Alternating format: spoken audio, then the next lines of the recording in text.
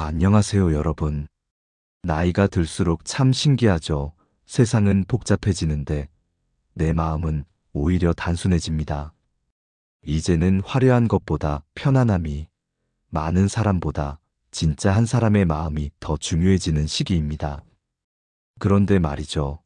그 한 사람을 잘못 두면 남은 인생이 무너질 수도 있습니다. 노년에 진짜 무서운 건 병도 돈도 아닙니다. 바로 사람 관계예요. 좋은 친구는 내 삶을 빛나게 하지만 나쁜 친구는 조용히 내 마음과 지갑, 건강까지 갉아먹습니다. 특히 오늘 말씀드릴 세 가지 유형의 친구는 반드시 경계해야 합니다. 이 중 첫 번째는 평생의 평온을 무너뜨릴 만큼 치명적입니다. 혹시 그래도 오래된 인연인데 하며 놓지 못한 사람이 떠오르시나요? 그렇다면 오늘 영상이 큰 전환점이 되실 겁니다. 이 영상을 시청하시기 전 구독과 좋아요로 저를 응원해주세요. 지금 바로 시작해보겠습니다. 첫 번째로 멀리해야 할 친구는 돈 문제를 끊임없이 일으키는 사람입니다.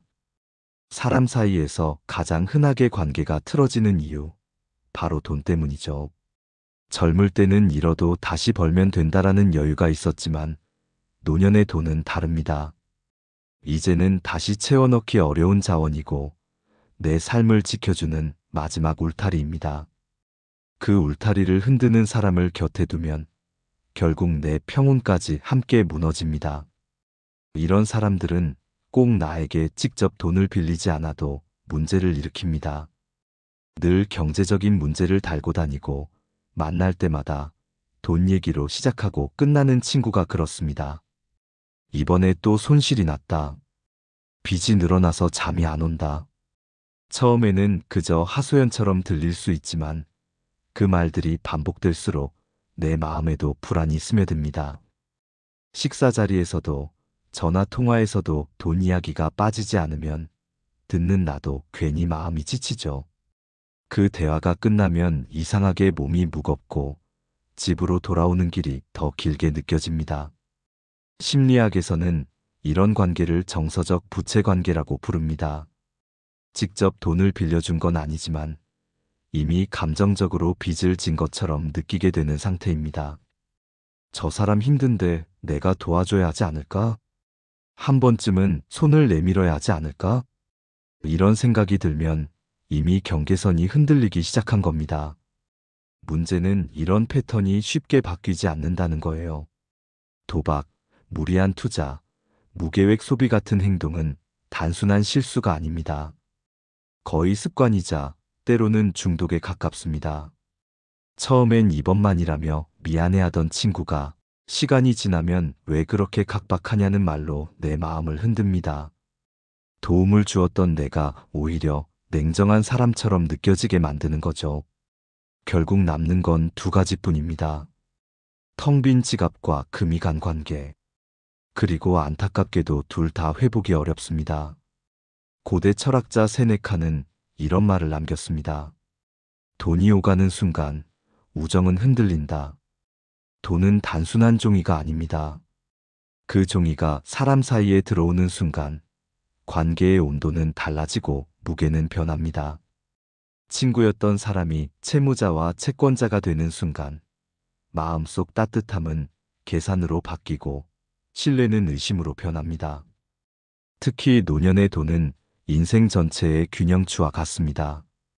젊을 때는 잃어도 다시 벌 수 있지만 나이가 들면 수입은 줄고 예상치 못한 지출은 늘어나죠. 병원비, 자녀 문제, 생활비 등 그 어느 하나 가벼운 게 없습니다. 그런데 그런 상황에서 친구 한 사람의 부탁이 내 삶의 균형을 무너뜨릴 수도 있습니다. 하버드 사회심리학 연구팀은 수십 년간 인간관계를 조사했는데요. 금전이 개입된 관계의 70% 이상이 결국 파국으로 끝난다는 결과를 내놨습니다. 한 번 돈이 오가면 관계는 절대 예전으로 돌아가기 어렵다는 뜻입니다. 서로를 보는 시선이 달라지기 때문이에요. 친구가 아니라 빚을 진 사람, 빚을 받아야 할 사람으로 바뀌면 웃음도 사라지고 따뜻함도 식습니다. 이런 경험, 아마 여러분 중에도 있으실 거예요. 처음엔 친구를 돕는 마음으로 시작했지만 나중엔 메시지 하나 보내기도 부담스러워지고 돈 얘기를 꺼내면 괜히 미안해지고 그래서 연락을 피하게 되는 관계 말이죠. 결국 남는 건 서운함, 후회, 그리고 관계의 공백뿐입니다. 노년의 돈은 단순한 생활비가 아니라 내 존엄을 지켜주는 마지막 방패입니다. 그 방패를 허무는 친구라면 미련 없이 선을 긋는 게 지혜입니다. 도와주고 싶은 마음은 이해하지만 그 마음이 내 삶을 위태롭게 만든다면 그건 진짜 우정이 아닙니다. 돈이 엮인 관계는 정을 나누는 게 아니라 짐을 나누는 일로 끝납니다. 이제부터는 이런 관계를 만나면 단호하게 이렇게 말해보세요. 미안하지만 돈 이야기는 우리 사이에서 하지 말자. 우리 우정이 돈 때문에 흔들리는 건 싫어. 이 한 문장이 여러분의 평온을 지켜줄 겁니다. 다음 이야기는 돈보다 더 무섭고 눈에 보이지 않게 내 마음을 갉아먹는 두 번째 유형의 친구에 대한 이야기입니다. 잠시 숨을 고르고 이어서 들어보시죠. 두 번째로 멀리해야 할 친구는 부정적인 말만 하는 사람입니다. 혹시 이런 경험 있으신가요? 처음에는 반가운 마음으로 만나 웃으며 인사를 나누지만 대화가 조금만 이어지면 분위기가 금세 무거워지는 사람 말입니다. 세상이 왜 이렇게 엉망이야? 나는 왜 이렇게 운이 없어? 아무리 해도 다 소용없더라. 이런 말을 들을 때마다 마음이 점점 가라앉죠. 분명 만날 때는 반가웠는데 집으로 돌아오는 길엔 괜히 한숨이 나옵니다.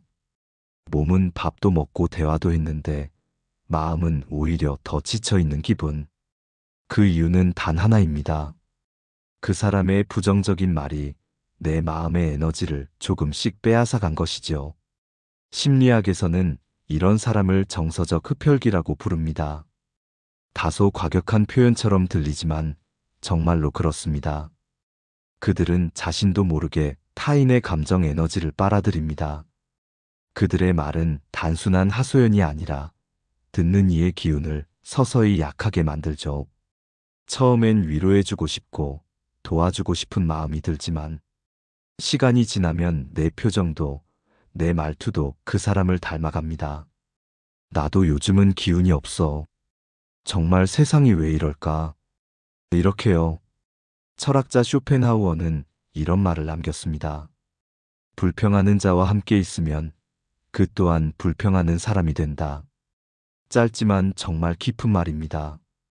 부정적인 말은 감정의 먼지처럼 퍼집니다.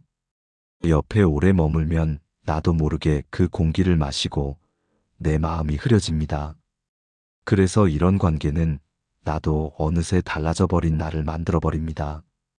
더 큰 문제는 이런 친구들은 공감을 빙자해 불평을 습관처럼 내뱉는다는 겁니다. 내가 이런 얘기라도 안 하면 답답해서 너한테라도 털어놔야지. 이렇게 말하지만 사실은 내 마음의 평온을 무단으로 침범하는 거예요. 듣다 보면 나도 덩달아 세상에 불만이 많아지고 작은 일에도 짜증이 늘어나며 삶을 바라보는 시선이 점점 어두워집니다. 이럴 때 우리는 이해해줘야지. 그래도 친구인데 들어줘야지 하고 생각하지만 그게 바로 함정입니다. 부정적인 말은 도움이 아니라 습관이기 때문이죠. 그 사람의 삶은 전혀 나아지지 않고 대신 내 마음만 무너집니다. 이건 결코 이타적인 행동이 아닙니다.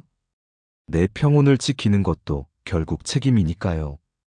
그럼 어떻게 해야 할까요? 첫째, 대화의 방향을 바꾸는 연습을 하세요.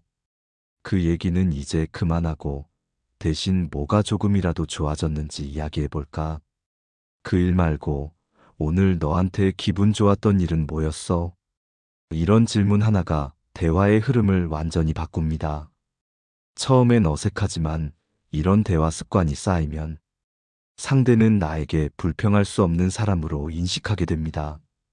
둘째, 거리를 조절하는 용기를 가지세요. 만날 때마다 기운이 빠지고 돌아오는 길이 무겁다면 만남의 횟수를 줄이는 게 나쁜 일이 아닙니다. 요즘 내가 몸이 좀 안 좋아서 당분간은 연락 자주 못할 것 같아. 요즘은 긍정적인 사람들과 시간 좀 보내려고 해. 이런 말은 상대에게 상처를 주는 게 아니라 내 마음의 체력을 보호하는 정당한 이유입니다. 셋째, 내 마음의 언어를 바꾸는 것입니다. 부정적인 말을 들은 뒤에는 의식적으로 밝은 말을 입 밖으로 꺼내세요. 예를 들어, 그래도 오늘은 날씨가 참 좋다. 커피 향이 좋네. 이런 단순한 말들이 내 감정의 방향을 바꿉니다. 심리학에서는 이를 정서적 디톡스라고 합니다. 감정의 독소를 빼내는 가장 쉬운 방법은 작은 긍정을 말로 표현하는 거예요. 여러분, 좋은 친구와의 대화는 마치 햇살 같아서 만나고 나면 마음이 조금 따뜻해지고 얼굴이 환해집니다. 반대로 부정적인 친구와의 만남은 구름 낀 날씨처럼 마음을 무겁게 만들죠. 시간이 지나면 그 차이는 인생의 방향을 바꾸기도 합니다. 장자에 이런 구절이 있습니다. 좋은 벗은 향기와 같아서 곁에 있으면 나도 그 향기에 물든다. 반대로 불평이 습관인 친구는 향기가 아니라 연기입니다. 잠깐은 괜찮지만 오래 마시면 숨이 막히죠. 우리의 노년은 이미 충분히 귀한 시간입니다. 이제는 누구를 만나느냐보다 누구와 함께 있고 싶은가를 선택해야 할 때입니다. 내 기운을 빼앗는 사람보다는 내 마음을 채워주는 사람을 곁에 두세요. 그게 나를 지키는 가장 따뜻한 방법입니다. 이제 다음으로 넘어가 보겠습니다. 세 번째이자 마지막 유형. 겉으로는 아무렇지 않아 보여도 내 삶을 조용히 무너뜨리는 사람들. 바로 무책임한 생활 습관을 가진 친구입니다. 이들의 영향은 생각보다 훨씬 깊고 때로는 내 인생의 패턴까지 바꿔놓습니다. 그 이야기를 이어서 들려드리겠습니다. 세 번째로 멀리해야 할 친구는 무책임한 생활 습관을 가진 사람입니다. 이 유형은 겉으로 보면 별 문제가 없어 보입니다. 그런데 가까이 지내다 보면 어느새 내 삶의 리듬까지 흐트러뜨려 버리지요. 술을 과하게 마시거나 도박에 발을 담그거나 소비를 계획 없이 반복하는 친구가 여기에 해당됩니다. 에이, 인생 뭐 있냐? 오늘 즐기면 됐지. 이 한마디를 가볍게 던지지만 그 말 속에는 책임 없는 삶의 태도가 숨어 있습니다. 그리고 그 태도는 곁에 있는 사람의 기준까지 흔듭니다. 우리는 흔히 생각하죠. 나는 저 사람처럼 되진 않을 거야. 하지만 심리학에서는 이런 현상을 행동 전염이라고 부릅니다. 곁에 있는 사람의 습관이 나에게 스며드는 거예요. 옆 사람이 늦게 자고 늦게 일어나면 나도 자연스럽게 수면 리듬이 깨집니다. 옆 사람이 카드값을 미루고 씀씀이가 커지면 나도 어느새 한 번쯤 괜찮겠지라는 생각을 하게 됩니다. 이런 작은 흐트러짐들이 모여서 결국 내 삶의 틀을 바꿔버립니다. 철학자 에픽테토스는 이렇게 말했습니다. 나쁜 습관을 가진 자와 가까이 하면 그 습관이 결국 너의 것이 된다. 이 말은 단순한 훈계가 아닙니다. 인간은 생각보다 약하고 환경에 쉽게 물듭니다. 우리가 매일 함께 보내는 사람의 말과 행동은 내 삶의 기준이 되고 나의 선택이 됩니다. 특히 나이가 들수록 이 영향은 훨씬 커집니다. 젊을 때는 실수해도 회복할 시간이 있고 체력도 받쳐줍니다. 하지만 중년 이후에는 다릅니다. 체력은 줄고 경제적인 여유도 한정되어 있지요. 그래서 한번 무너진 습관은 되돌리기가 정말 어렵습니다. 술자리 하나, 늦잠 하루, 충동 구매 한 번이 그냥 하루 실수가 아니라 내일의 건강과 재정을 흔드는 요인이 됩니다. 저에게 이런 이야기를 들려준 한 어르신이 계셨습니다. 젊을 때는 친구들이랑 어울려 술 마시고 늦게 자도 괜찮았는데 나이 들어서도 그 버릇을 못 버린 친구는 결국 병원 신세를 지더라. 짧은 말이지만 참 묵직한 이야기입니다. 습관은 하루의 선택 같지만 결국 인생의 방향이 되기 때문입니다. 또 다른 사례도 있습니다. 도박에 빠진 친구를 두고 몇 년을 함께 지내던 분이 계셨습니다.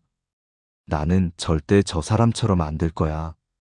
처음엔 그렇게 다짐했지만 어느 순간 그 친구가 하는 말을 따라하며 한 번쯤 해볼까 하는 생각이 스며들었다고 합니다. 결국 본인도 투자라며 위험한 선택을 하게 됐고 큰 손실을 보셨다고 해요. 그때 깨달았지. 옆 사람의 생활이 결국 내 인생의 거울이 된다는 걸. 이 고백이 얼마나 현실적인 이야기인지 여러분도 느껴지실 겁니다. 하버드대의 장기 연구에서도 비슷한 결과가 있습니다. 주변 사람이 운동을 꾸준히 하면 나 역시 운동할 확률이 높아집니다. 반대로 술과 무절제한 생활을 하는 사람과 가까이 지내면 나의 건강 지표도 같이 나빠집니다. 즉, 함께 있는 사람의 생활 습관이 내 인생을 결정한다는 겁니다. 그래서 이럴 땐 단호해야 합니다.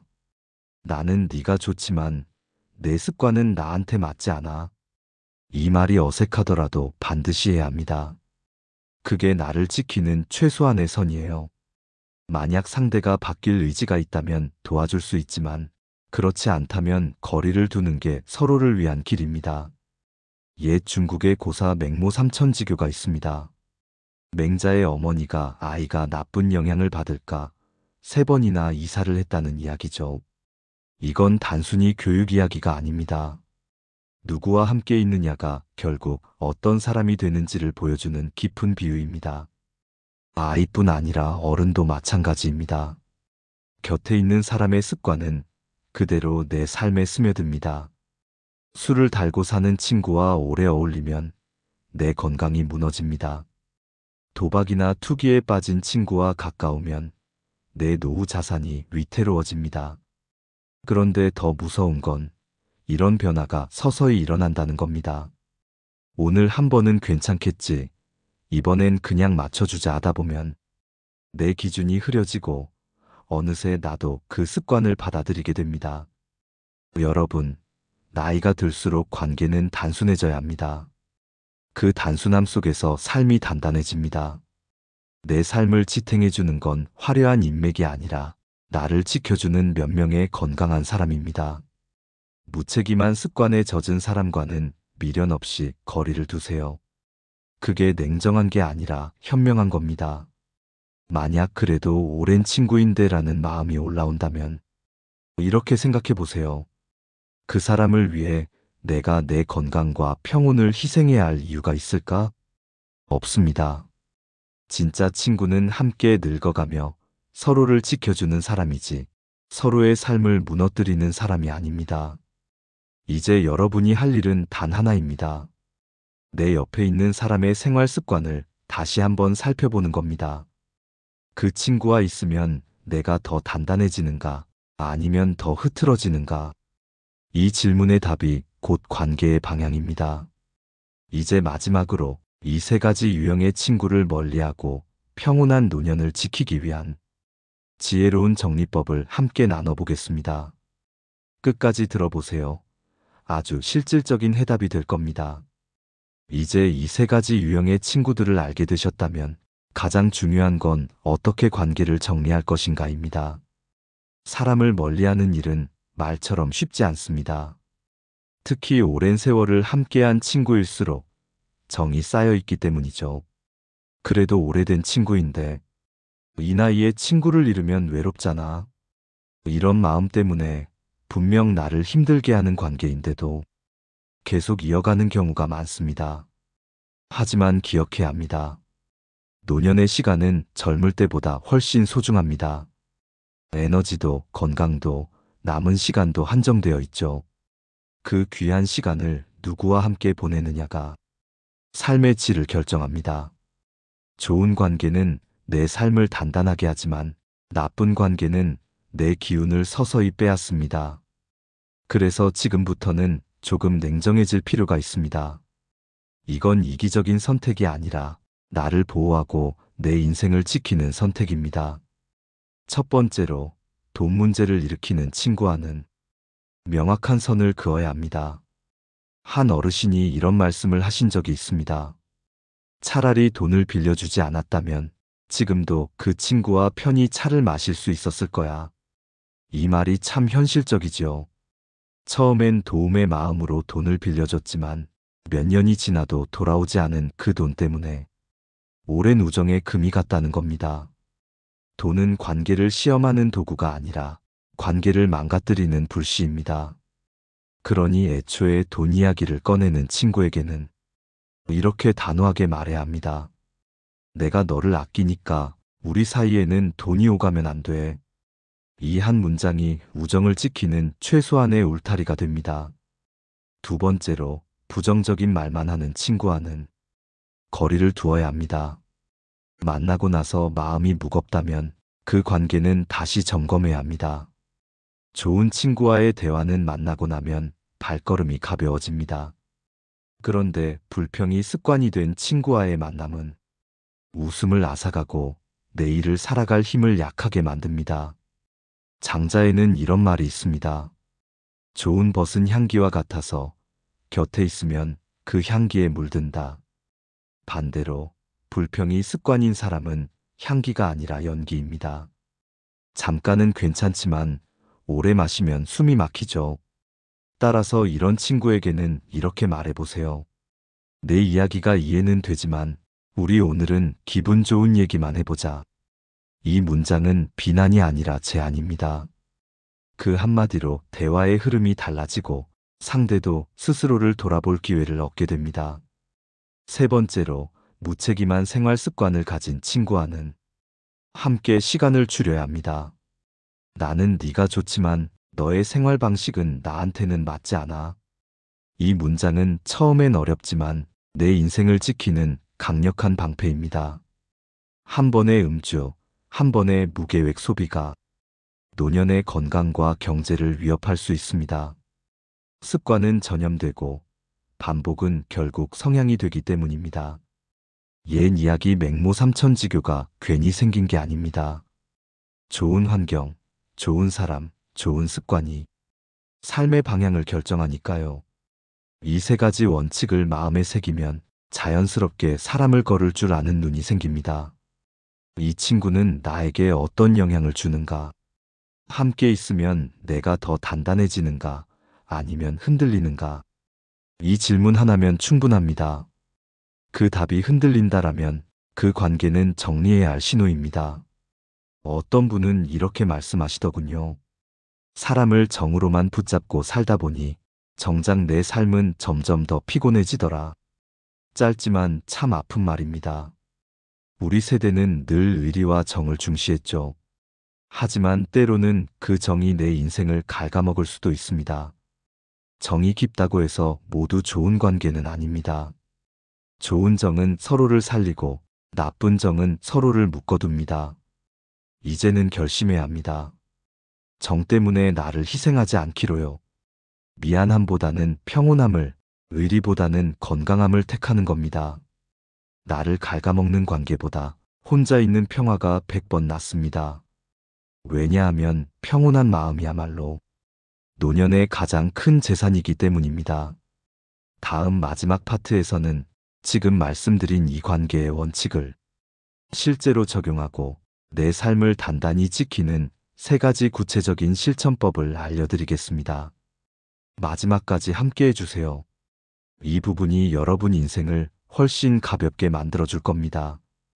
이제는 이 관계들을 실제로 정리하고 지켜내는 방법을 이야기해 보겠습니다.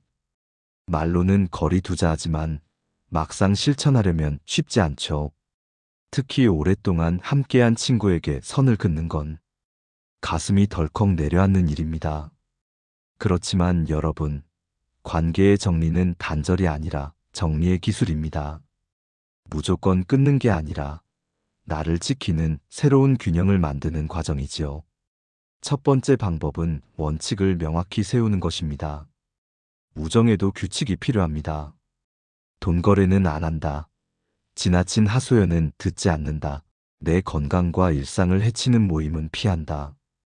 이 세 가지만 세워도 마음이 훨씬 편안해집니다. 처음에는 상대가 너 변했어라고 말할 수도 있습니다. 그럴 땐 이렇게 말해보세요. 변한 게 아니라 이제는 내 삶의 기준이 생긴 거야. 이 한 문장이 여러분을 보호합니다. 두 번째는 거절의 연습입니다. 사람들은 거절을 나쁜 행동으로 생각하지만 진짜 우정은 서로의 한계를 존중하는 관계에서만 오래갑니다. 거절은 단절이 아니라 존중입니다. 미안하지만 지금은 그 부탁을 들어줄 수 없어. 그 얘기를 듣는 게 요즘 나에겐 좀 버겁네. 짧고 담백하게 말하는 것이 포인트입니다.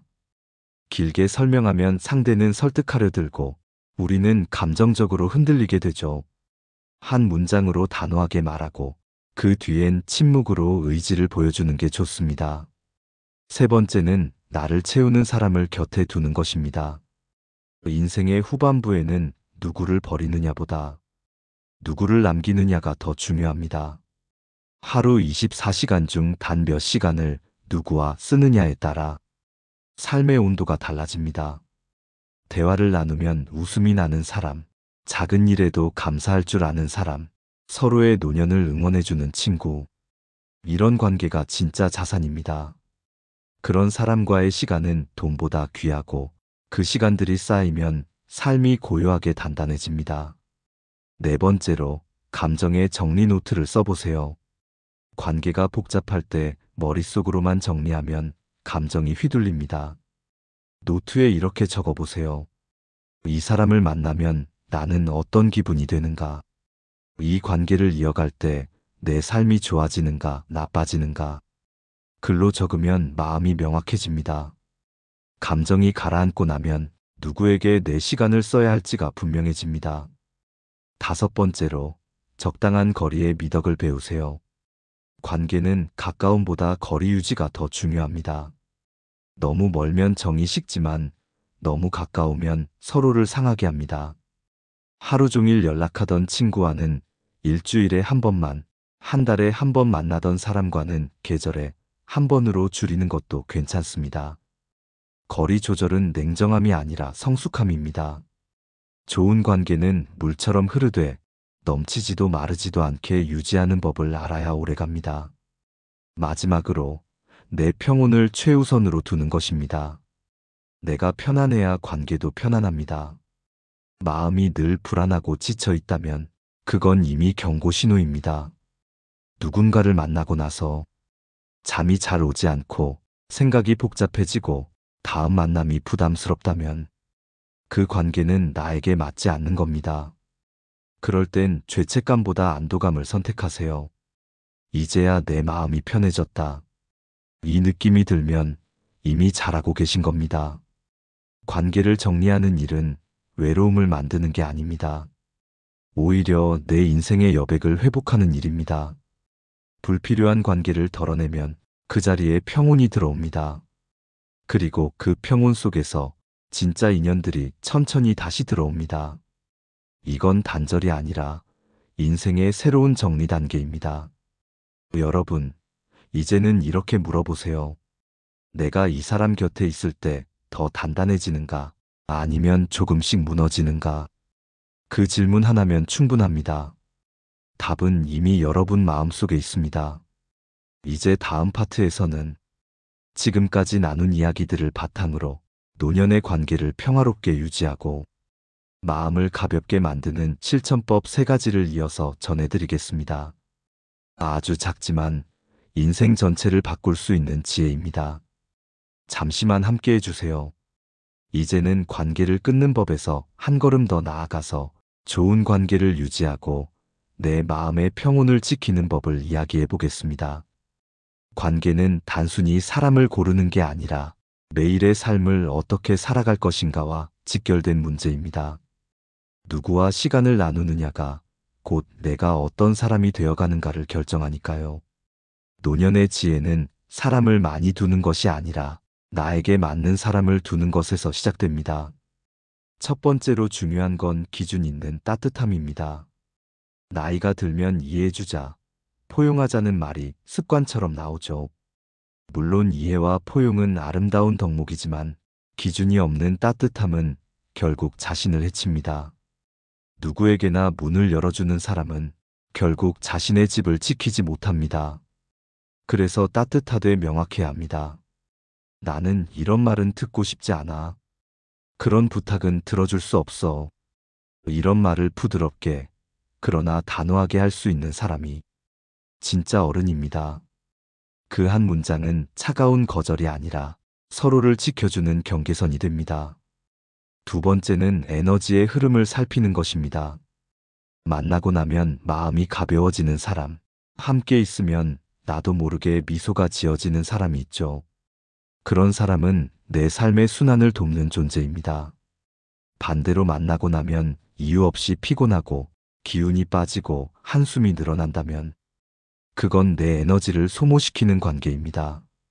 이제는 그냥 오래된 인연이라서가 아니라 이 사람이 내 삶에 어떤 에너지를 주는가를 기준으로 관계를 바라보아야 합니다. 여러분의 하루 기분, 그게 이미 답을 알려주고 있습니다. 세 번째는 침묵의 기술입니다. 나이가 들면 관계의 절반은 말이 아니라 침묵으로 지켜집니다. 괜한 말 한마디가 상처가 되고 불필요한 변명이 오히려 벽을 만듭니다. 때로는 말하지 않는 것이 가장 현명한 대화법입니다. 그 사람은 원래 그래. 이 한마디로 넘기는 침묵, 그게 마음의 평화를 지켜줍니다. 모든 관계에서 이해받으려 애쓰지 말고 이해하지 않아도 괜찮다고 자신에게 허락하세요. 이게 바로 어른의 여유이고 진짜 평온은 그곳에서 피어납니다. 네 번째는 고요 속의 루틴을 만드는 것입니다. 관계가 복잡하고 마음이 시끄러울 때 내 안의 평온을 회복해주는 건 일상의 리듬입니다. 아침에 차 한 잔 마시는 시간, 저녁에 조용히 산책하는 시간, 이런 루틴이 나를 중심으로 잡아줍니다. 사람과의 관계는 내가 흔들릴수록 더 복잡해집니다.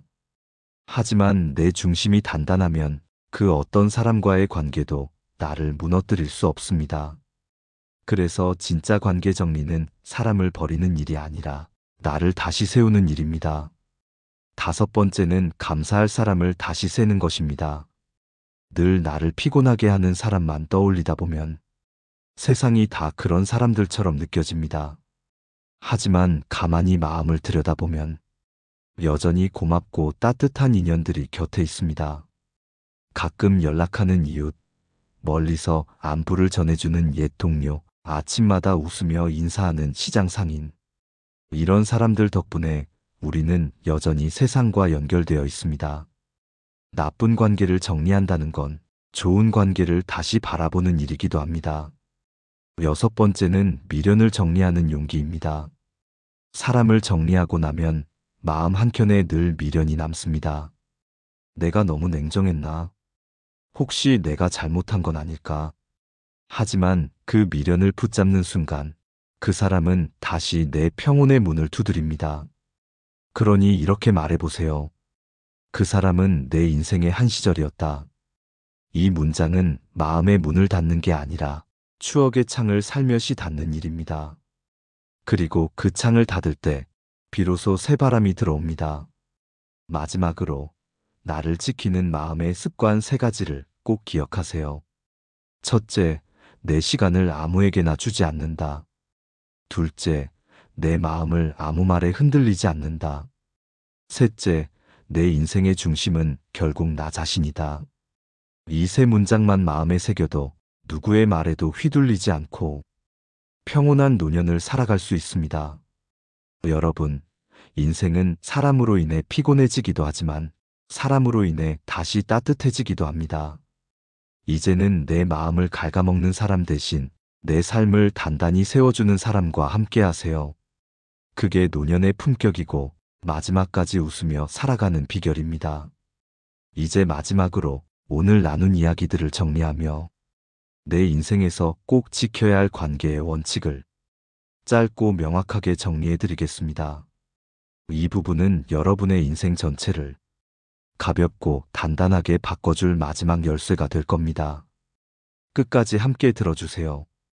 지금부터는 오늘의 이야기를 정리하면서 노년의 관계를 평온하게 유지하기 위한 마지막 원칙 세 가지를 함께 나눠보겠습니다.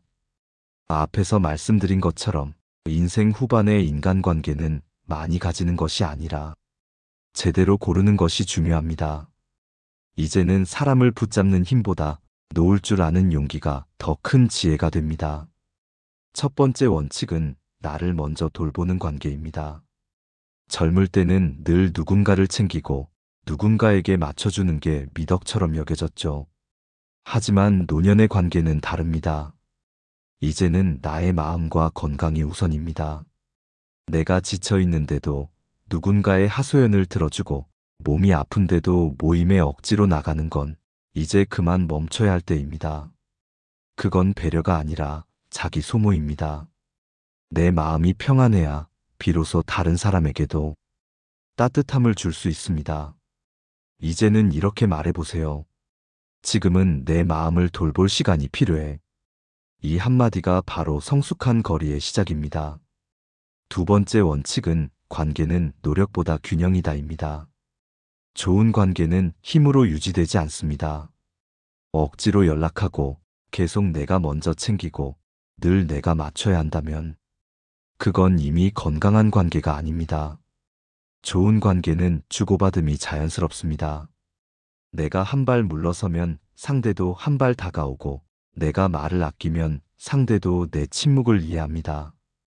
그런 균형이 무너진 관계는 결국 한쪽의 희생으로 유지됩니다. 한쪽이 계속 쏟아야 유지되는 관계는 언젠가 그 사람의 마음까지 비워버립니다. 나는 주는데 왜 상대는 아무렇지도 않을까? 이 생각이 드는 순간 이미 관계는 기울기 시작한 겁니다. 그럴 땐 과감히 균형을 회복해야 합니다.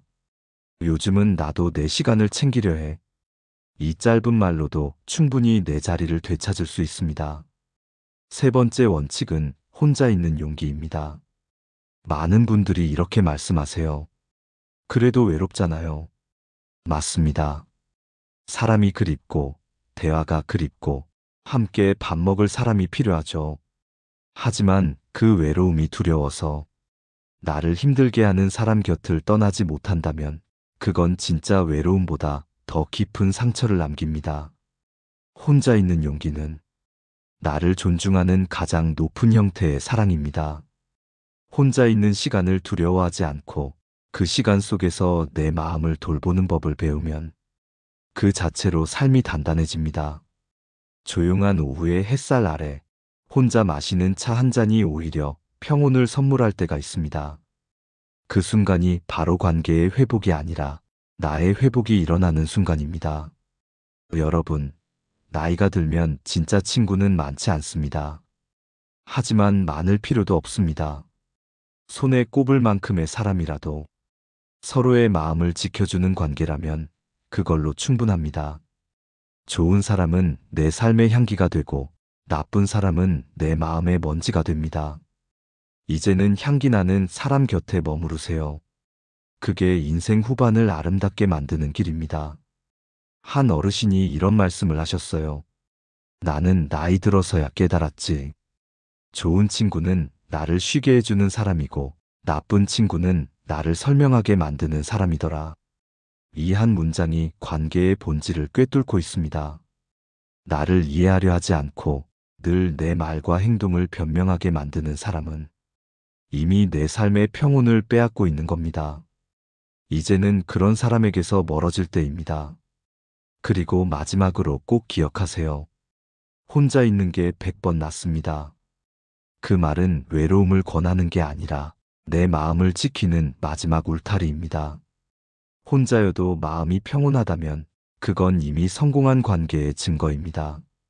진짜 평화는 사람에게서 오는 게 아니라 스스로의 내면에서 자라납니다. 이제 여러분도 한번 스스로에게 물어보세요. 나는 지금 내 마음의 평화를 지키며 살고 있는가? 이 질문에 그렇다고 대답할 수 있다면 이미 여러분은 인생의 관계를 잘 정리하고 있는 겁니다. 오늘 이야기를 끝까지 함께 들어주신 여러분, 정말 감사합니다. 이제 여러분의 마음속에는 분명히 하나의 질문이 남았을 겁니다.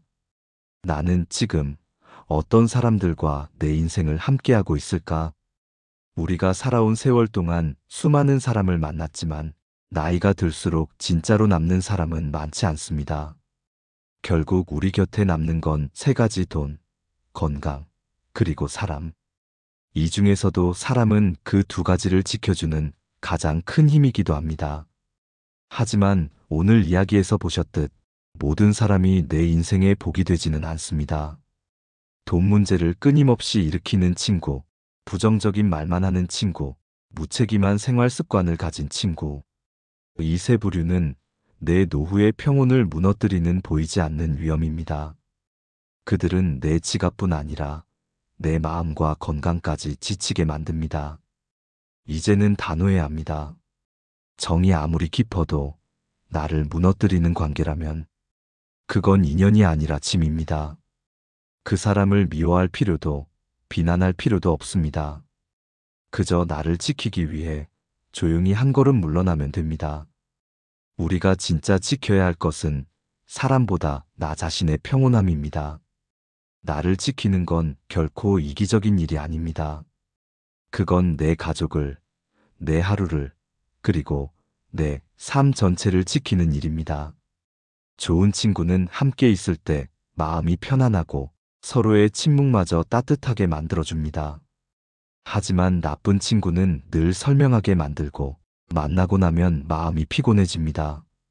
이제는 그 차이를 알아볼 눈이 생기셨을 겁니다. 노년의 지혜는 많은 사람을 곁에 두는 게 아니라 가벼운 마음으로 오래가는 사람을 곁에 두는 것입니다. 때로는 혼자 있는 시간이 진짜 친구보다 낫습니다.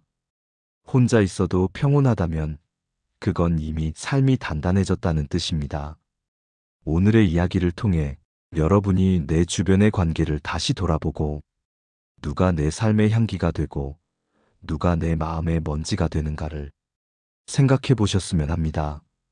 그리고 그 결과 단 한 사람이라도 여러분의 삶을 환하게 만들어주는 친구가 있다면 그 한 사람만으로도 충분히 행복한 인생입니다. 끝으로 이 말을 꼭 전하고 싶습니다. 혼자 있는 게 100번 낫습니다. 이건 외로움을 견디자는 말이 아닙니다. 내 마음을 지키고 내 평온을 잃지 않겠다는 다짐입니다. 그 다짐을 가진 사람은 어떤 외로움 속에서도 빛을 냅니다.